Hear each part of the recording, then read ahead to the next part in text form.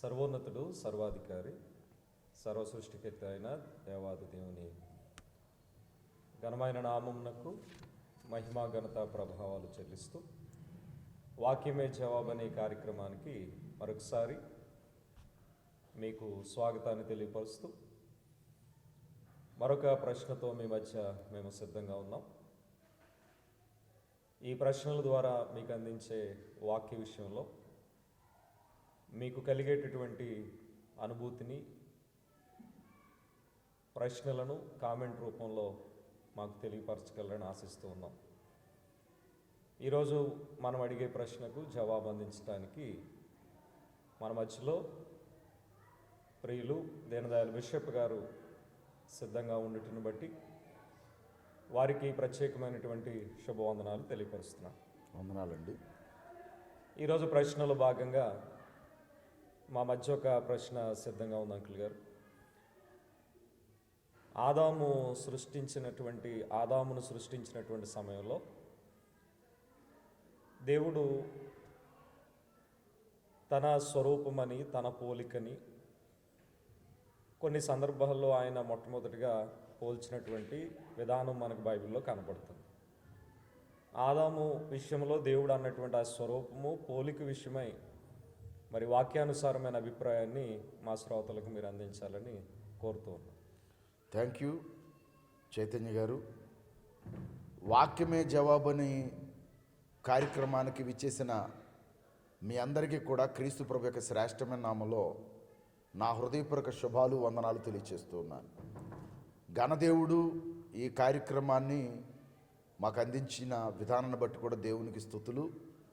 చక్కటి ప్రశ్నలకు జవాబులు మేము అందించగలుగుటానికి దేవుడు మాకు ఇచ్చిన సమయాన్ని బట్టి, మాకున్న కొద్దిపాటి ఫెసిలిటీస్లో కొన్ని డిస్టర్బెన్స్లు ఉన్నా ఇది మీకు అందించాలనే తపనతో మాకున్న కొద్దిపాటి ఫెసిలిటీస్లోనే మేము ఈ ప్రోగ్రామ్ని చేయగలుగుతున్నాం, రికార్డ్ చేయగలుగుతున్నాం, మీకు అందించగలుగుతున్నాం.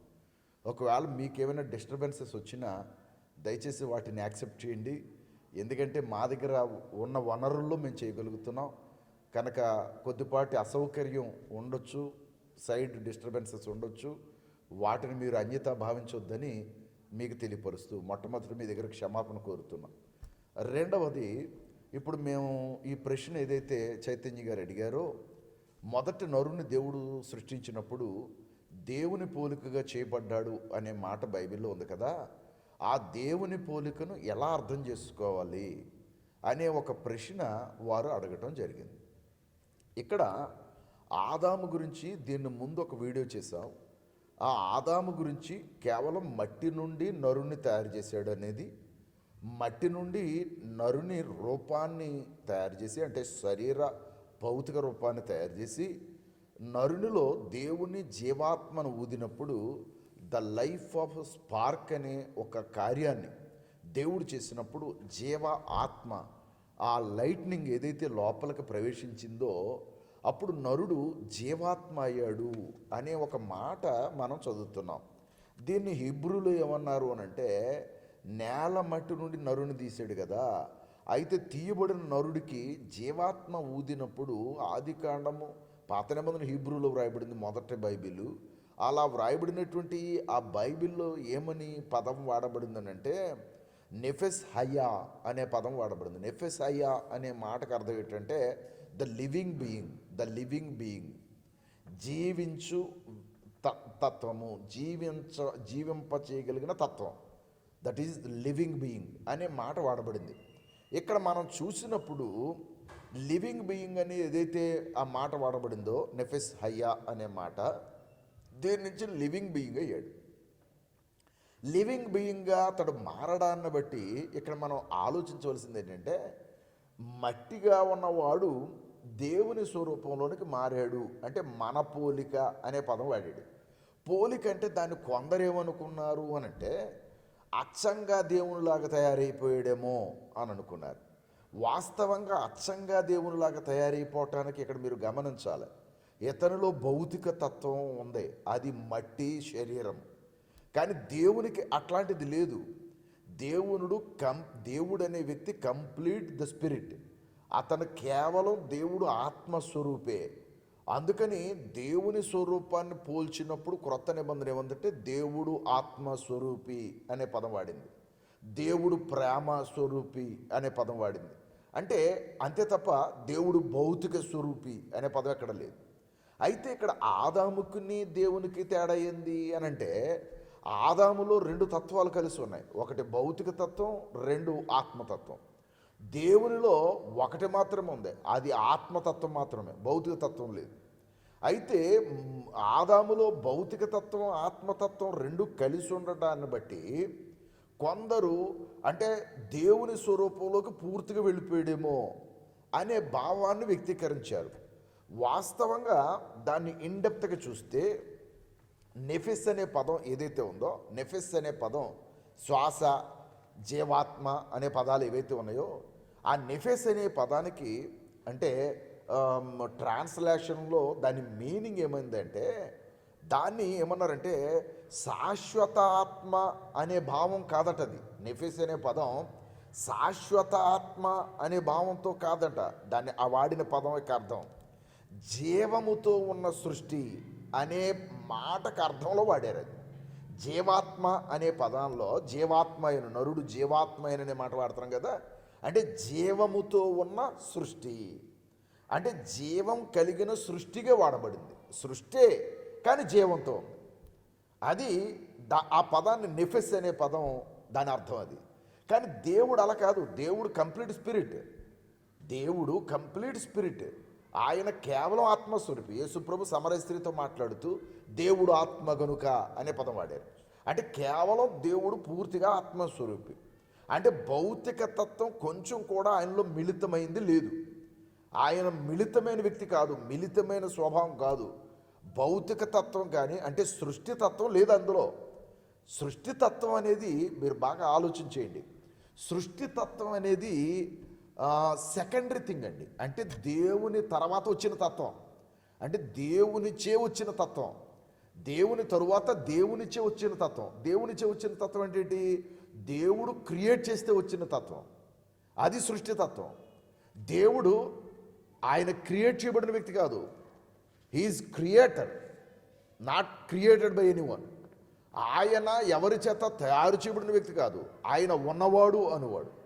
అందుకని ఆయన తత్వం ఏంటంటే శాశ్వత కాల ఆత్మతత్వం అయింది. ఇక్కడ నరుడిది శాశ్వత కాల ఆత్మతత్వం కాదు, శాశ్వత కాల ఆత్మతత్వం కాదు, కానీ జీవించే సృష్టితత్వం. అంటే ఈ సృష్టిలో జీవాన్ని అప్లై చేయటానికి దేవుడు వాడుకున్న ఒక తత్వం, జీవించే తత్వాన్ని దేవుడు నరుడికి ఇచ్చాడు. దీన్ని మనం ఆలోచన చేసినప్పుడు మనం కొన్ని అంటే భావాలను మనం చూస్తే, దేవుని స్వరూపము అనే పదం వాడబడుతుంది కదా. దేవుని స్వరూపం అనే పదం వాడబడినప్పుడు ఇక్కడ మనం గమనించవలసింది ఏంటో తెలుసా అండి? దేవుని స్వరూపం అనే పదం వాడబడినప్పుడు, దేవుని స్వరూపం అనే పదం ఎప్పుడైతే వాడబడిందో మనం అర్థం చేసుకోవాల్సిన ఒక విషయం ఉంది. అది ఏంటనంటే, దేవుని స్వరూపం అనే పదం వాడబడినప్పుడు అక్కడ ఆ స్వరూపంలో బుద్ధి అంటే దేవునికి సంబంధించిన బుద్ధి మనకి ఇచ్చాడని అర్థం. దేవునికి సంబంధించిన బుద్ధి అని అంటే ఏంటి? ఆలోచించగలిగే శక్తి, ఆలోచించగలిగే శక్తిని బుద్ధి, అండర్స్టాండింగ్ పవర్ అన్నమాట. అండర్స్టాండింగ్ పవర్, బుద్ధిని మనకి ఇచ్చాడని అర్థం. అంటే దేవుని స్వరూపంలోకి నరుడు వెళ్ళటాన్ని బట్టి ఆలోచించగలిగే స్థితి. నైతికత ఇచ్చాడు. అంటే అర్థం ఏంటంటే మంచి చెడులను గ్రహించగలగటం, మంచి ఏదో చెడు ఏదో గ్రహించగలగటం. ఇప్పుడు పక్షుల్లో కానీ పశువాదుల్లో కానీ ఈ తత్వం లేదు. వాటికి మంచి ఏదో చెడు ఏదో తెలియదు, అందుకనే వాటిని అవే చంపుకు తింటాయి, వాటిని అవే కొరుకు తింటాయి, వాటిని అవే నాశనం చేసుకుంటాయి. అందుకని వాటిలో ఈ మంచి చెడుల నైతికత లేదు, నైతిక బుద్ధి లేదు.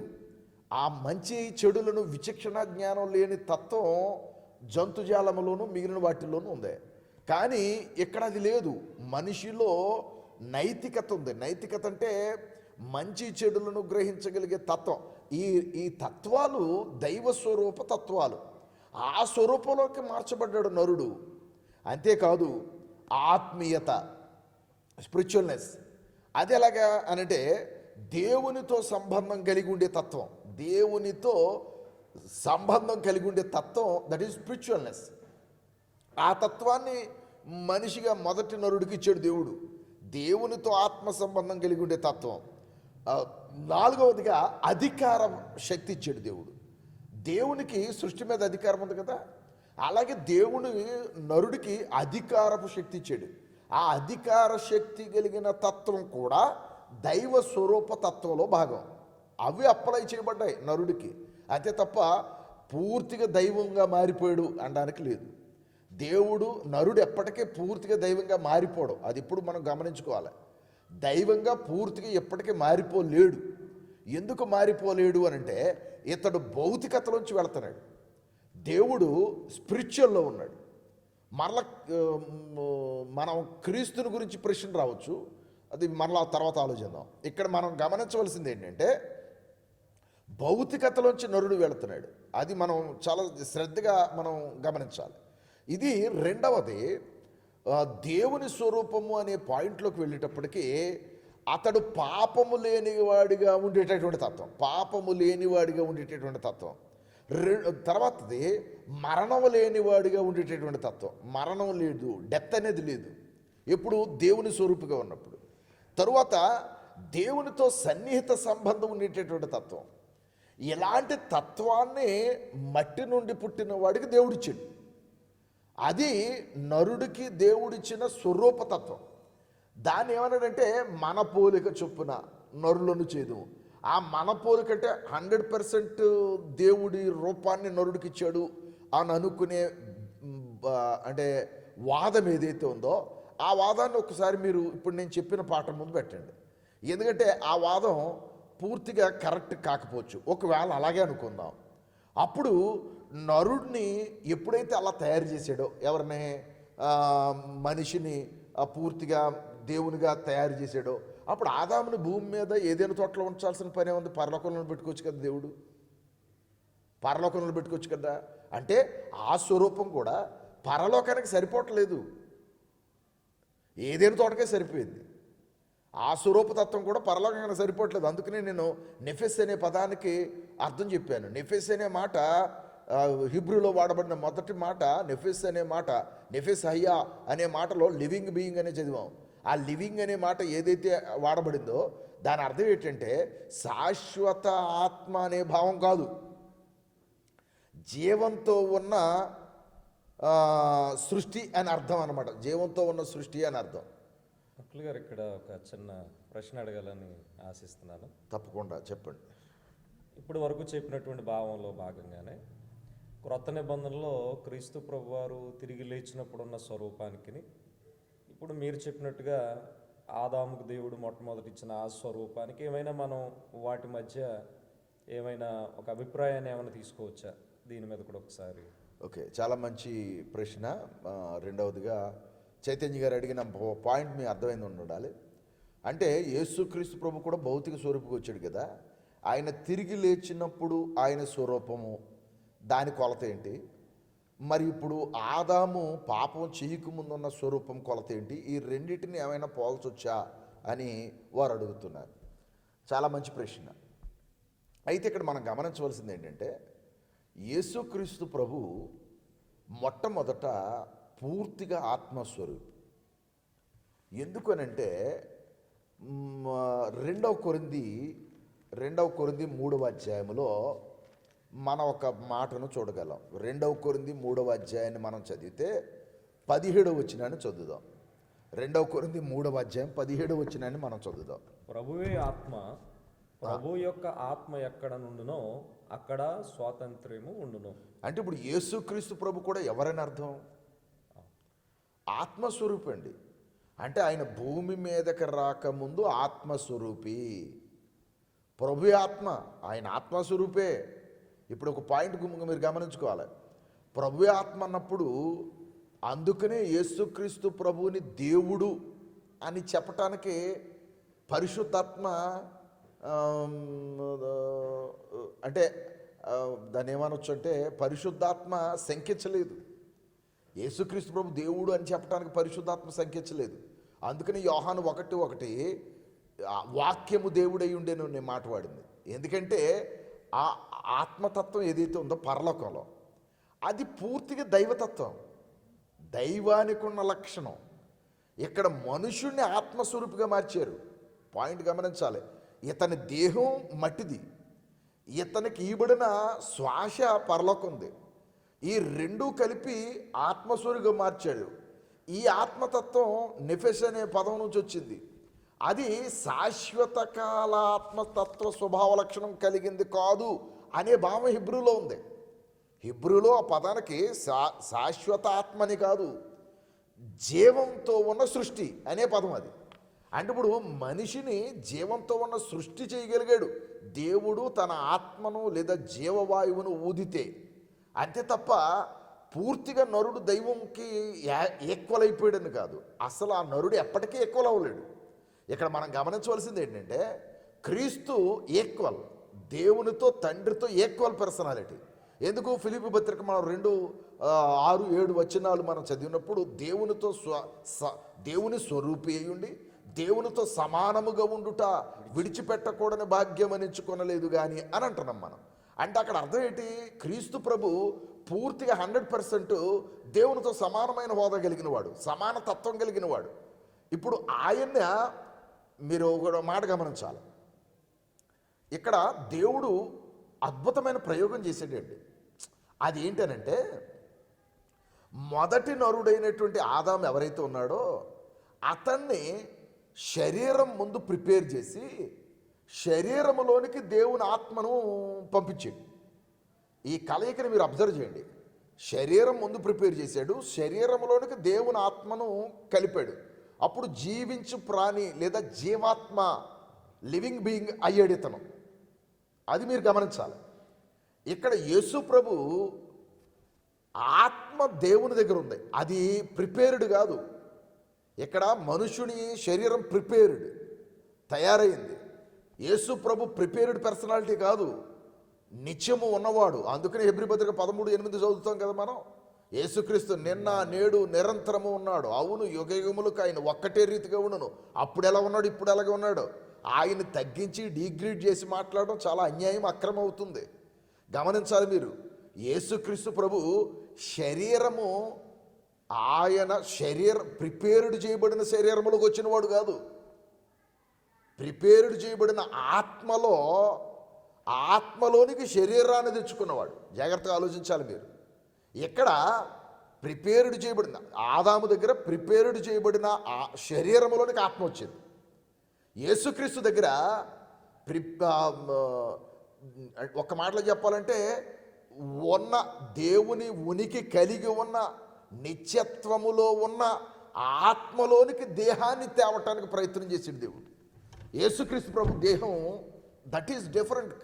అది ఇక్కడ మనం అర్థం చేసుకోవాలి. అంటే భౌతిక దేహమే, మనకి ఇక్కడ పుట్టింది భౌతిక దేహమే, కానీ ప్రయోగం దేవుడు చేసిన ప్రయోగం శరీరమును ఆత్మలోనికి కలపటం. ఆదాము దగ్గర ఆత్మను శరీరములోనికి కలపటం. డిఫరెన్స్ అర్థమైంది అనుకుంటున్నాను నేను. శరీరమును ఆత్మలోని ఆదాము దగ్గర ఆత్మను శరీరంలోనికి కలపడం జరిగింది. క్రీస్తు దగ్గర శరీరమును ఆత్మలోకి కలపడం జరిగింది. అందుకనే క్రీస్తుని వెంబడించేవారు ఆత్మస్వరూపులుగా మారాలి. ఆత్మస్వరూపులుగా మారాలి అంటే క్రీస్తుని వెంబడించిన ప్రతి ఒక్కరూ క్రీస్తు పోలికలోనికి మార్చబడాలి, క్రీస్తు సారూప్యతలోనికి మార్చబడాలి. అదే కదా పౌలు గారు పదే మనకు చెబుతూ వచ్చాడు, క్రీస్తు సారూప్యతలోనికి మనం మార్చబడాలని. అందుకనే కదా ఆయన చెప్పిన మాటలు మనం ఆలోచన చేసినప్పుడు మనం ఆయన పోలికలోనికి మారాలి అనేది దేవుని యొక్క ఉద్దేశం. ప్రభు యొక్క సారూప్యతలోనికి మారాలి. ఎఫెసీ పత్రిక మీరు చదువుకోండి. ప్రభు యొక్క సారూప్యతలోనికి మారాలి. అందుకనే పౌలు అంటాడు, నేను క్రీస్తుని పోలి నడిచాను, మీరు నన్ను పోలి నడవండి. అందుకని ప్రభు యొక్క సారూప్యతలోనికి మనం మారాలంటే ప్రభు యొక్క సారూప్యత నరుడికి ఎప్పుడు వస్తుంది అనే భావాన్ని కనుక మనం ఒక ప్రశ్న వేసుకున్నప్పుడు నరునికి ఆ సారూప్యత ఎప్పుడు వస్తుంది అని అంటే యాకోబు పత్రిక 1వ అధ్యాయము 18వ వచనాన్ని మనం చదవాల్సిన అవసరం ఉంది. ఆయన తాను సృష్టించిన వాటిలో ఆ, మనము ప్రథమ ఫలముగా ఉండునట్లు సత్యవాక్యం వల్ల మనలను తన సంకల్ప ప్రకారము కనెను. ఇప్పుడు ఈ పాయింట్లో ఈ వచనం మనకు ఏదైతే చదివారో చైతన్య గారు మళ్ళీ చదువుదాం. ఆయన తాను సృష్టించిన వాటిలో మనము ప్రథమ ఫలముగా ఉండునట్లు. అక్కడ ఒక్క నిమిషం ఆపుతారా? అంటే తాను సృష్టించిన వాటిలో మనం ప్రథమ ఫలం అవ్వాలంటే ఇప్పుడు ఆదాము మొదటివాడు అక్కడ పాత నిబంధనలో. మనం ఆ ప్లేస్ ఆక్యుపై చేయాలనేది, మనం ఆ ప్లేస్ ఆక్యుపై చేయాలి. సృష్టించిన వాటిలో మొట్టమొదటి వాళ్ళం మనం అవ్వాలి. ఆదాము ప్లేసే కాదు, ఆదాము కంటే ముందు ప్లేస్. మరొక మాటలో చెప్పాలంటే యోహాను 1:1 ఉన్న ప్లేస్ అన్నమాట. ఎందుకంటే తాను సృష్టించిన వాటిలో మనం ప్రథమ ఫలం అవ్వాలి. సృష్టించిన వాటి అంటే భూమిని ఆకాశాన్ని సృష్టించిన తర్వాతే కదా నరులు 6వ దినాన్ని వచ్చారు. ఇప్పుడు 6వ దినాన్ని వచ్చిన నరులు మొదటి దినానికి వెళ్ళాలనేది ఇప్పుడు ప్రభు యొక్క ఉద్దేశం. అందుకనే ఆదివారపు ఆరాధన, దాని మెయిన్ మీనింగ్ అది ఆదివారపు ఆరాధన. ఎందుకంటే చివర సృష్టింపబడిన నువ్వు మొదటి వాడు అవ్వాలి కాబట్టి ఆదివారపు ఆరాధన మనం క్రొత్త నిబంధన మనకి ఇచ్చింది. దీన్ని చాలామంది అడాప్ట్ చేసుకోలేకపోయారు. ఆదివారపు ఆరాధన అక్కడి నుంచి వచ్చింది, మనం సృష్టిలో మొదటి వారం అవ్వాలని. అలా ఎప్పుడు అవుతాం? ఇక్కడ చెప్పాడు సత్యవాక్యము వలన మనలను తన సంకల్ప ప్రకారము. అంటే ఇప్పుడు సత్యవాక్యం వల్ల మనం మళ్ళీ పుట్టాలి. అంటే ఇప్పుడు మీరు గమనించారా, వాక్యం ద్వారా పుట్టాలి మనం. అంటే ఇప్పుడు ప్రయోగం ఎలా జరిగిందో అర్థమైంది అనుకుంటున్నాను. వాక్యమనే ఆత్మతత్వంలోనికి దేహాన్ని తీసుకెళ్ళి కలుపుతున్నాడు. దాన్ని దేహాన్ని ఎలా కలుపుతున్నాడు? బాప్తిస్మం ద్వారా. ఒకడు ఆత్మ మూలముగాను నీటి మూలంగాను జన్మిస్తేనే తప్ప వాడు పరలోక రాజ్యంలో ప్రవేశించడని యేసుప్రభు చెప్పారు యోహాను సువార్త 3లో. అంటే నీటి మూలంగా ఆత్మ మూలంగా జన్మించడం అంటే ఈ దేహాన్ని పట్టుకెళ్ళి ఆత్మతత్వంలో కలుపుతున్నాడు. అక్కడ ఆత్మను పట్టుకొచ్చి దేహతత్వంలోకి కలిపాడు, భౌతిక తత్వంలోకి కలిపాడు. అక్కడ రివర్స్లో జరిగింది, మరో దానికి అపోజిట్లో జరుగుతుంది ఇక్కడ క్రొత్త నిబంధనలో యేసుప్రభు ద్వారా. అందుకని మనం ఇప్పుడు సంతరించుకోగలుగుతున్నది ఏది అని అంటే కొరింథీయులకు రాయబడిన పత్రిక, మొదటి కొరింథీ పత్రిక 15వ అధ్యాయము, మొదటి కొరింథీ పత్రిక 15వ అధ్యాయము 45వ వచనం నుండి చదువుదాం. ఇందు విషయమై ఆదామును మొదటి మనుషుడు జీవించు ప్రాణి ఆయనని వ్రాయబడి ఉన్నది. ఆదామనే మొదటి మనుషుడు జీవించే ప్రాణి, జీవింపజేసే ప్రాణి కాదు. 2 కిందకి కడపటి ఆదాము జీవింపచేయు ఆత్మ. That is the difference. ఇప్పుడు మీ అందరికీ అర్థం అవ్వాలి ఇప్పుడు నా ఎక్స్ప్లెనేషన్ అంతా ఈ వచనం ద్వారా. ఇప్పుడు శరీరాన్ని ఆత్మతో కలుపుతున్నాడు, అక్కడ ఆత్మను శరీరంతో కలిపాడు, ఫెయిల్ అయింది. ఇప్పుడు శరీరాన్ని ఆత్మతో కలుపుతున్నాడు, ఇది ఫెయిల్ అవ్వకూడదని దేవుడు కోరుకుంటున్నాడు. అందుకనే ఇప్పుడు మరి ఏ స్వరూపంలోకి మారుతాం మనం ఏ స్వరూపంలోకి మారుతాం మనం? అక్కడైతే దేవుని పోలిక అని చెప్పిన వివరణ నేను మీకు పూర్తిగా చూపించాను. మరి ఇక్కడ ఏ స్వరూపంలోనికి మారుతున్నాం మనం? 46వ వచనం. ఆత్మ సంబంధమైనది మొదట కలిగినది కాదు, ప్రకృతి సంబంధమైనదే మొదట కలిగినది, తరువాత ఆత్మ సంబంధమైనది. 44వ వచనం చదువుదాం. ప్రకృతి సంబంధమైన శరీరముగా విత్తబడి ఆత్మ సంబంధమైన శరీరముగా లేపబడును. ప్రకృతి సంబంధమైన శరీరం ఉన్నది గనుక ఆత్మ సంబంధమైన శరీరము కూడా ఉన్నది. ఇప్పుడు మీకు అర్థమైపోవాలి, మన భౌతిక శరీరాన్ని ఆత్మ సంబంధమైన శరీరంగా మార్చేస్తున్నాడు. అలా అని ఈ శరీరం వెళుతుందా అని అంటే దానికి ఆన్సర్ చెబుతున్నాడు 50వ వచనంలో. సహోదరులారా, నేను చెప్పున్నదేమనగా రక్త మాంసములు దేవుని రాజ్యమును స్వతంత్రించుకొనని. అంటే అర్థం ఏమిటి? మన భౌతిక దేహం పరలోకం చేరదు. మరి ఏది ఎలా జరుగుద్ది? మరల 49వ వచనం. మరియు మనము మంటి నుండి పుట్టిన వాని పోలికను ధరించిన ప్రకారము పరలోక సంబంధి పోలికయు ధరింతుము. అంటే అర్థమైపోవాలి మీకు. ఇప్పుడు మనం మట్టి నుండి పుట్టిన వాని పోలికంటే ఆదాము పోలికను ఎలా ధరించుకున్నామో పరలోక సంబంధి పోలికలకు మార్చబడుతున్నాం. ఇది చాలా వ్యాస్ట్ డిఫరెన్స్ అండి. క్రీస్తు ప్రభులోనికి మనం చేరటం అంటే డైరెక్ట్గా దైవతత్వంలోకి మనం మింగిళ్ళవటం. అందుకనే ఆదాము దేవుని పోలికగా సృష్టింపబడ్డాడు, కానీ పరలోకం చేరే స్థాయి అతనికి లేదు. ఆ మొదటి ఆదామును అందుకనే ఏదేం తోటలో పెట్టాడు దేవుడు, లేకపోతే పరలోకం తీసుకెళ్ళాడు కదా. ఏదేం తోటకే సరిపోయింది ఆ దేహం.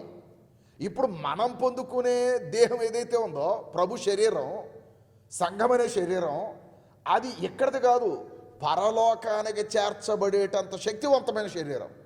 అది ప్రభువుకు సంబంధించిన శరీరం, ప్రభు పోలికలో ఉన్న శరీరం. ఆ పోలికలోకి మనం మార్చబడుతున్నాం. అర్థమైంది అనుకుంటున్నా చైతన్య గారు? Lot of difference is there between. కాబట్టి అది శ్రోతలు గమనించాలని నేను కోరుతున్నాను. మీరు అడిగిన ప్రశ్నకి సమాధానం పూర్తిగా దొరికిందని నేను అనుకుంటున్నాను.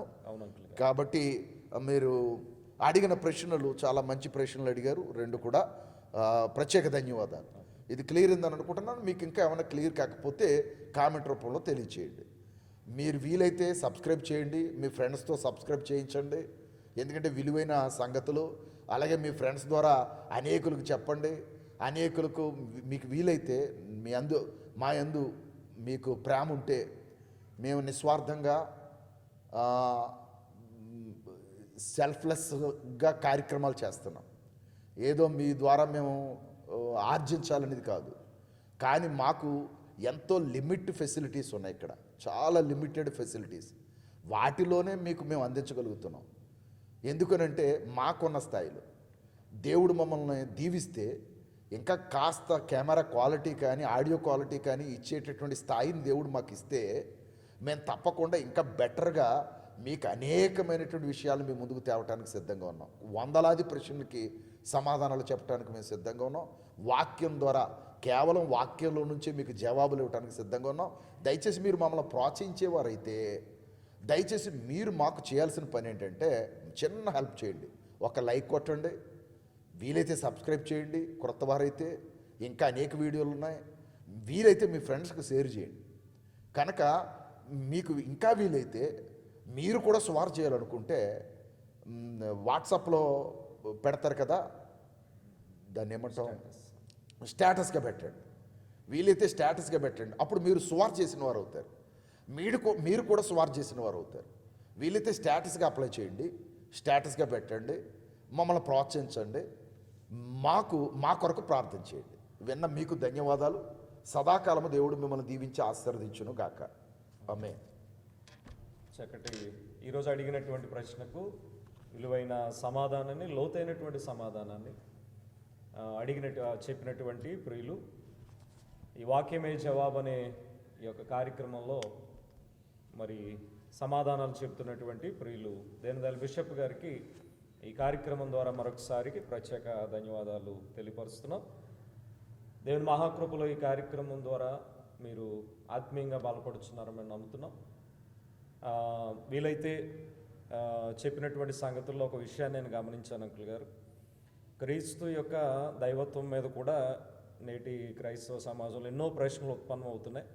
దేవుని చిత్తమైతే ఇదే వేదికగా భవిష్యత్ కాలంలో క్రీస్తు దైవత్వం మీద మేము అడిగే ప్రశ్నలకు మీరు సమాధానం ఇవ్వాలని మిమ్మల్ని ప్రత్యేకంగా కోరుతున్నాం. తప్పకుండా. చక్కటి ఇవాళ ఉన్నటువంటి సొసైటీలో చాలా మరి అనుమానాస్పదమైనటువంటి డిస్కషన్స్ జరుగుతున్నాయి. అవి హెల్తీ డిస్కషన్స్గా కూడా కొన్ని లేవు. ఎందుకంటే వాక్యానికి చాలా దూరంగా ఉన్న డిస్కషన్స్ దైవత్వం మీద జరుగుతున్నాయి. దేవుని చిత్తమైతే దేవుడు మనల్ని ఆశీర్వదిస్తే మీరు కోరినట్లుగా రాబోయే కాలంలో దైవత్వం మీద కూడా మనం కొన్ని ఎపిసోడ్లు చేయటానికి వెళదాం. థ్యాంక్ యూ అంకుల్ గారు. చక్కటి మరి భరోసా ఇచ్చిన ప్రియులు బిషప్ గారికి మరొకసారి వందనాలు.